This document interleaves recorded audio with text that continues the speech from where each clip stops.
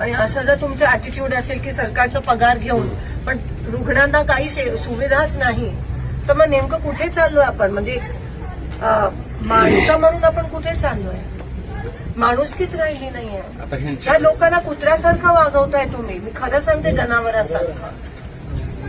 Civil हॉस्पिटलमध्ये तीच परिस्थिती. आता मी जाऊन आले, इथे पण तेच आहे.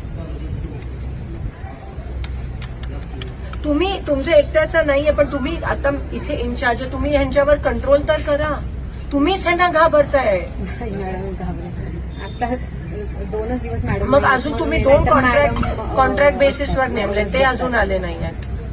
कोण आहेत ती मुलं? त्यांची नाव पण नाही.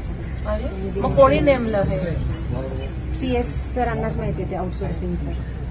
जिल्ह्याला टेंडर होते आउटसोर्सिंग. जिल्ह्याला CS ना परत फोन लाव. आउटसोर्सिंग आणि कळत नाही.